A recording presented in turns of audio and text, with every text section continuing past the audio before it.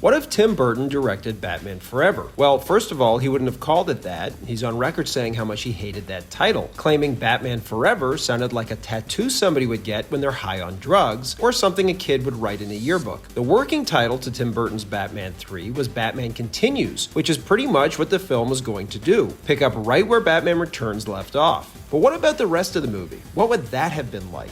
To answer that question, let's go back to the year it all started. Batman '89 was a phenomenon, and while it was the year's highest grossing movie in North America, the merchandising sales far exceeded what it made at the box office. As filmmaker Kevin Smith aptly put it, it was the summer of Batman. In '89, you couldn't walk down the street in America and other parts of the world without seeing that very familiar logo. Warner Brothers had struck gold and realized that they had a massive franchise on their hands. Luckily, the first movie, I never heard the word franchise. That sort of developed over the last couple of years. Which is why they doubled down on tie-ins, sponsorship deals, and merchandising for its sequel, Batman Returns. Everything from boots to bubble bath to Batmobiles, from slippers to sequins and sleeping bags.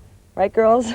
The Penguin promoted Choice Hotels, Batman and Catwoman promoted Diet Coke, and in what has become an infamous example, McDonald's converted 9,000 outlets into Gotham City restaurants, wrapped their food in Batman-themed packaging, and included Batman toys in every kid's Happy Meal. When McDonald's signed on, they thought they were marketing a family-friendly blockbuster. But once they saw the film, they were horrified to see Michelle Pfeiffer shoved out of a skyscraper, Christopher Walken get electrocuted to death, and Danny DeVito bite the tip off someone's nose, amongst other inappropriate things for children. I upset McDonald's because they thought it was too dark. The Happy Meal was exclusively for young kids, so McDonald's was effectively marketing a film that those kids really shouldn't have been seeing. I think it's not appropriate at all that they're doing this kind of tie-in for the kids. And when she drives by the movie, she says she wants to go see the movie, and when I tell her she can't see it, she bursts out into tears. The backlash from parents was immense, and what was worse, Batman Returns wasn't the massive hit that the first one was.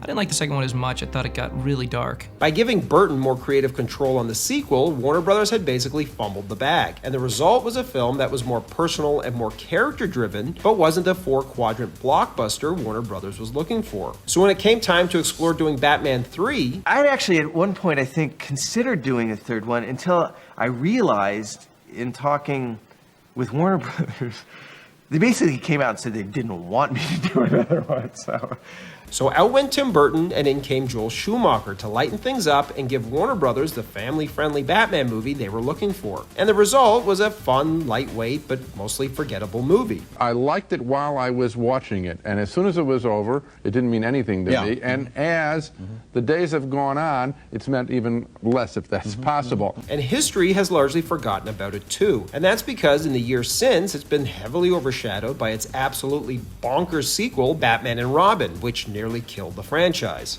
If there's anybody watching this that, let's say, loved Batman Forever and went into Batman and Robin with great anticipation, if I disappointed them in any way, then I really want to apologize, because it wasn't my intention. But that hasn't kept fans wondering what Batman Forever would have been like had Tim Burton finished his trilogy. So let's take a look back at what could have been Tim Burton's Batman Continues. Keaton would have been back, as would Michelle Pfeiffer as Catwoman, who was wildly popular and also in talks to star in her own spin-off film, which Burton was also attached to direct after Schumacher took over Batman Forever. Presumably, Batman Continues would have seen her and Bruce's relationship develop further, potentially leading to a captivating love triangle with the inclusion of a new love interest for Bruce, which I'll come back to in a minute. And because a Catwoman spin-off film was very much on the table, her character arc in this movie could have seen her transition from villain to hero, laying the groundwork for her standalone adventure. Without a doubt, Gotham would have been visually consistent with the previous two films, and not look like Joel Schumacher's take on a glow-in-the-dark laser tag arena. Plus, there would have been no nipples on the Batsuit, as you can see it being designed here while Keaton was still attached to the project, hence his face on these models. Burton recently addressed this, commenting on Warner Brothers, "You complain about me, I'm too weird, I'm too dark, and then you put nipples on the costume? Go yourself." And while Billy D. Williams was absent from Batman Returns, he was contracted for one more appearance. Had he returned to finally transform from Harvey Dent into Two-Face to take over Gotham's criminal underworld, his take on Two-Face would have been wildly different from Tommy Lee Jones, who was so over the top it was like he missed the point of the character entirely and was just doing an impression of Nicholson's Joker. It would have been different than Tommy Lee's. I got my own kind of madness. Unfortunately, contrary to popular belief, I don't think Billy D. Williams would have been back. For one, Burton nixed the character from Batman Returns and replaced him with Max Schreck instead. And two, in the mid-90s, Billy D wasn't exactly a box office draw, and after Jack Nicholson played the Joker, these films were known for casting A-listers as their villains. The only situation in which I'd see him returning is if Two-Face wasn't one of the main villains, and was more of a secondary character instead. Speaking of main villains, in the lead-up to Batman '89, Robin Williams vigorously campaigned for the part of the Joker. As with Batman, there were names, Robin Williams, so many actors wanted to be the Joker. However, the studio's first choice had always been the legendary Jack Nicholson. Here's Johnny! As negotiations with Nicholson came to a stalemate, Warner Brothers saw an opportunity to leverage the situation. They dangled the role in front of Williams, using it as a bargaining chip to entice Nicholson into signing on. Faced with this ultimatum, Nicholson relented and accepted the gig. Williams was understandably furious for having been used. Sometimes they use you as bait. They'll say, we're sending it out to him, and you go for it, and then they give it to somebody else because they're saying, it's out to him, and he goes, well, I better take it. Or all different reasons. I don't know what happened with that, but it's, maybe there'll be something else down the line. Maybe the Riddler.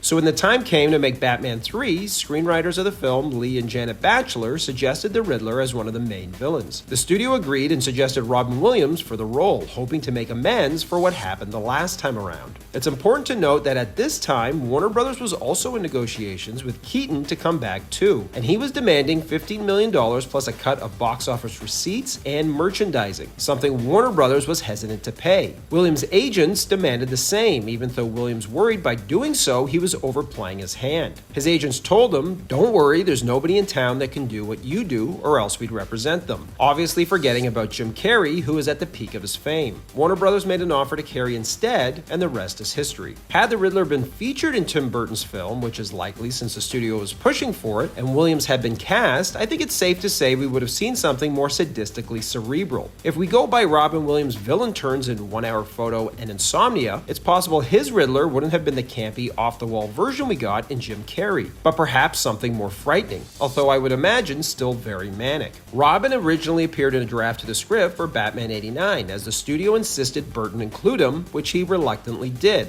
However, as the film's budget began to balloon, the first thing the studio cut was Robin, much to Burton's relief. While writing the script for the sequel, Robin was introduced by screenwriter Sam Hamm, but Burton ultimately decided to eliminate the character once again, feeling that the ensemble had become overcrowded with too many actors. However, before Robin was removed from the script, Marlon Wayans had been cast in the role, attended a costume fitting, and even signed on for a potential sequel. However, I'm not so sure Burton felt the character fit in with his dark and brooding version of Gotham anyway. I think almost everybody across the board just was happy no Robin. So if Burton had directed the third film, I bet my money on Robin not appearing. As The Bachelor sat down and began penning the third film, one of the studio's mandates was the inclusion of a new love interest for Bruce. Since they wanted to explore Bruce's duality, a concept Burton loved and the reason they were hired, they made the love interest a psychiatrist, giving her the surname Meridian, which is what divides two pieces of a map in half, as a metaphor for the dual nature of Bruce Wayne and Batman. Renee Russo was immediately cast, however her involvement in the film would be dependent on whether Michael Keaton returned or not. I don't know if I'm going to be in it, but there's probably going to be one.